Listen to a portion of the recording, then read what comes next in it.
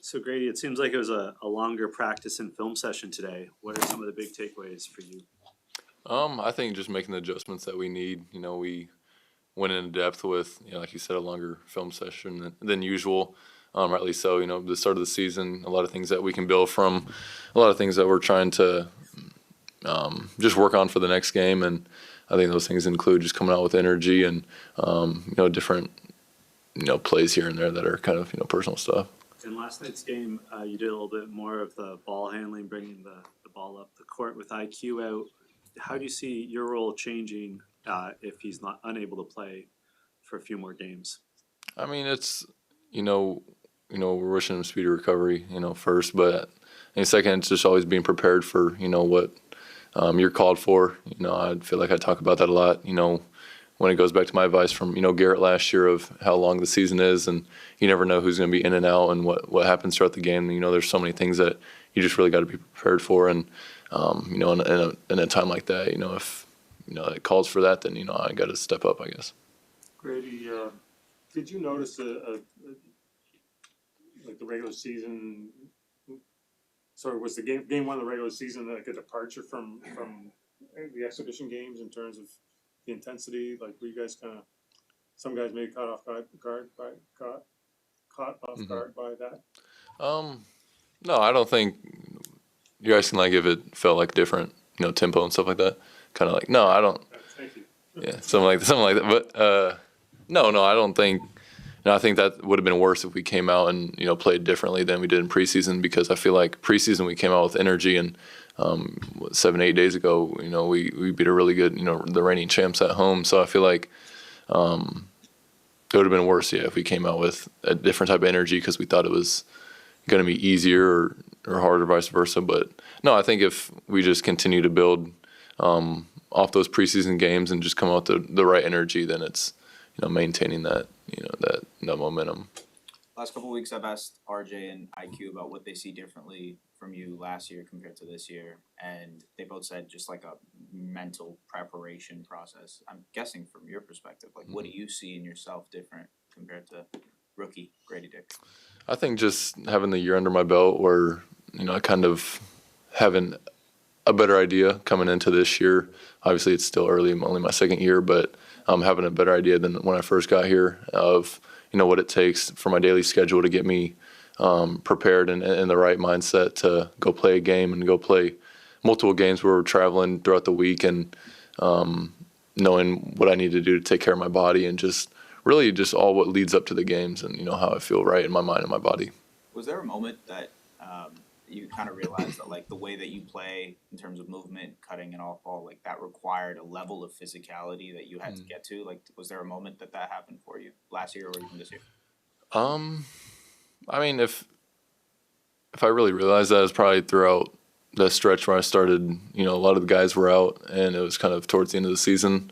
We're going through a lot of games, and, I'm seeing kind of the wear and tear of, getting tired throughout the games, and realizing like I need to be in the right conditioning, in the right shape to be able to play those minutes where I'm still playing at a high level and, not taking plays off. So I feel like that was a good time towards the end of the season where I learned a lot, coming into this season, that I need to, be in the weight room, take care of my body where I can play those, kind of high level plays, stuff like that. What's a day like today like? Darko doesn't strike us as a big yeller kind of guy. It sounds like you mentioned at one point everyone was talking during the video session. What's that like? It was great. You hear, different things that no guys see, different perspectives, I think is what we try to go for, because, Darko's an extremely smart coach, but, it's nice when you have the players, because it's a whole different perspective, when you're seeing it, actually on the court, than, from where the coaches see. So I feel like doing that at the start of the film session where everyone's kind of chiming in and seeing what they saw and what they thought about the game is good to kind of, get a good group discussion going. Is that like you guys go around and someone says like, I got to get better at that, or we got to get better at that? How does that work? Yeah, really whatever. You can say whatever you want. I mean, he just, opens up the floor and he's like, okay, before I start, what'd you guys see out there? What do you guys, thoughts, expressions, whatever. So everyone just kind of chimes in when needed. How much does that conversation then go into the actual practice? Like, are you guys talking to each other then about film, or is it more so you guys are listening then when you're actually in practice? Yeah, I mean, obviously Darko's leading it, but you got guys that are vets like Garrett that can, obviously take a big role of helping me when I'm on the court, and just today, Quick's off to the side and still tell me where to be in my positioning that we just talked about in film, and how we had to make a change, and where just different spots where I need to be, and we're kind of making those adjustments from film and then putting them into practice, and having the guys also help each other throughout practice. So yeah. How is Quick after the injury? Like you mentioned, he's still like involved in practice. Is he like upbeat, optimistic, or is he like frustrated that he got hurt? Within 2 quarters of the season beginning. Yeah, the thing about Quick, his character is gonna shine out, and that's what makes him so special. And that's why he's one of the best guys out there. His personality is gonna always outshine. So no, he's never down. He's always a great person to be around. And like I said earlier, he was telling me and giving me different advice about what he saw from the locker room and stuff like that. So no, he's an amazing dude. I talked to you before the game. How did it feel to actually hear your name in your first home opener? It was really cool. It was a blessing. Just, things you dream about as a little kid. Getting to actually go out there and just live it. It was really cool. Jamal, what do you remember? I got 2 questions. What do you remember your first NBA basket? Maybe take me through it.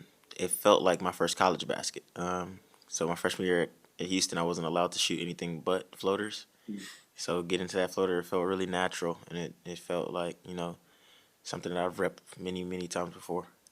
And you had, I think, 2 turnovers, both where you were trying to make plays. Mm-hmm. When you looked at them, what did you see, and what would you do differently in either of those plays? I think the one that I think we all know where I kind of threw it out of bounds was just the ball slipped out of my hand. I caught Gradey. He was open, and it was just a terrible pass. The other one I don't really But I mean, remember. the process on that was good, right? Like, Yeah. Did you meet eyes with Gradey? You saw him go back He saw it coming. It just went a little further than expected. Literally just slipped out of your hands. Yeah. I don't really remember the other one. Do you remember the other one?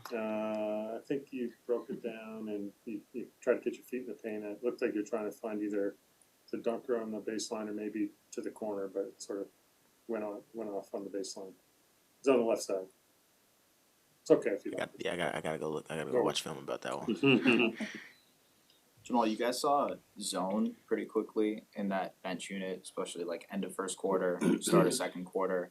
Has Darko talked to you guys about like what is required to break a zone, especially when you guys are in that unit together with Scotty and some of the other guys? Yeah, just spacing, ball movement, and just being ready to shoot. Biggest thing with a zone is to take the open looks and to make them. They're not gonna come out of the zone unless you start making shots, and that's exactly what he said today. And I think we'll be ready for it the next time we see it. Depending on how quickly recovers in the next couple of days, you might be seeing increased minutes. How does that feel, having added responsibility in what would be your second NBA regular season game? Just something that I try to be prepared for, and try to play to our expectations here, and do and follow what Scotty and Quick and all the guys in front of me have already set, and just go out there and try to play as hard as possible. I think that I'm ready for those minutes, and I'll just try to go out there and prove that. Who have been some of the veterans or maybe coaches who have been helping you along so far with the Raptors in terms of giving you advice, whether it's on or off the court? Me and Vinny, we watch a lot of film together. We shoot together.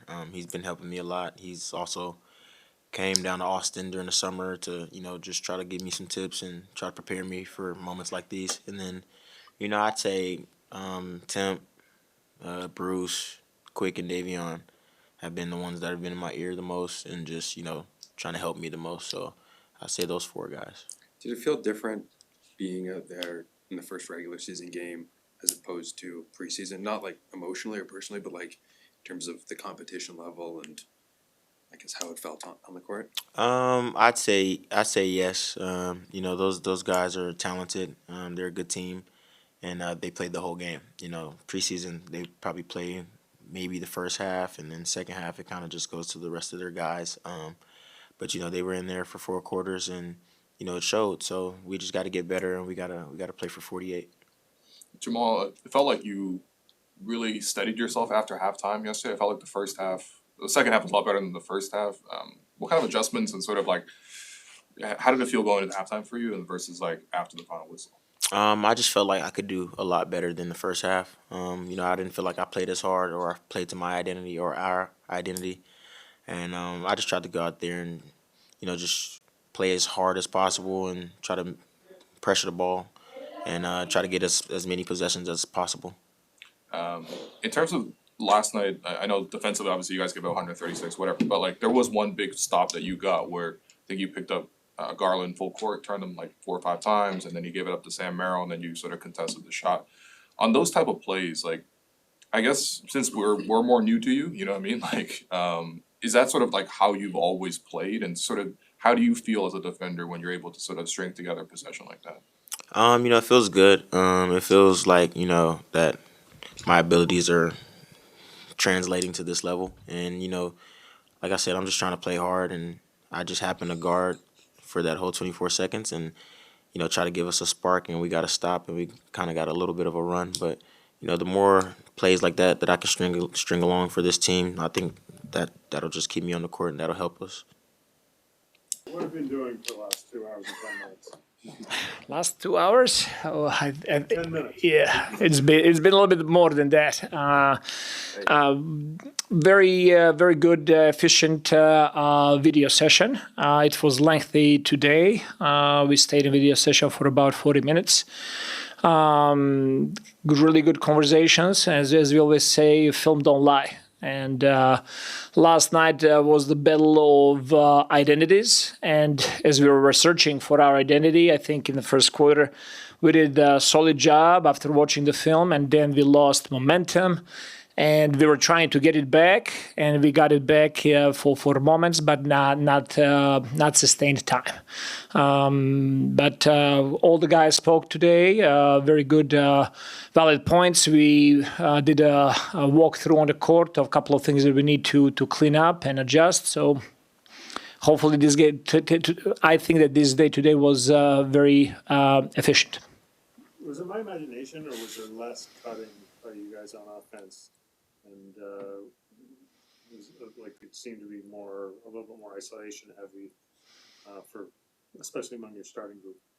It's not your imagination.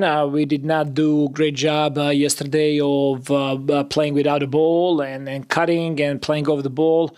So that's something that we talked about today, and that's something that we want to clean up as well. My understanding is IQ didn't practice today. Is there any kind of update on him? He did not practice today. He is listed as questionable for tomorrow. Presumably Jamal Shead is going to be seeing more minutes. What do you expect from him with quickly possibly out tomorrow? Jamal had some very good moments yesterday in the game. We're going to expect what we always expect from him is to bring that defensive toughness and defensive mentality. He's learning the speed of the game. He's learning what it looks like to guard all-star caliber players. Like he had matchups last night with Donovan Mitchell. We just continue to monitor his progress and improvement. We're really trying to help him to understand the spacing offensively as well, and what are the opportunities for him, how to attack the paint, how to connect with his teammates, but also how to play without the ball. Was RJ able to do any more in practice today, and is there a chance that he could play tomorrow? Yes, he was able today to do more. He was more in a contact. He participated in 2-on-2 more live session. We'll see tomorrow shoot around. We're going to try to push it even more and we'll see where it goes. What were the points of emphasis from your video session today? Going back to our defensive and offensive pillars, we created those for this whole season, and we just gotta stress importance of what we're doing. Is that ball pressure? Is that physicality?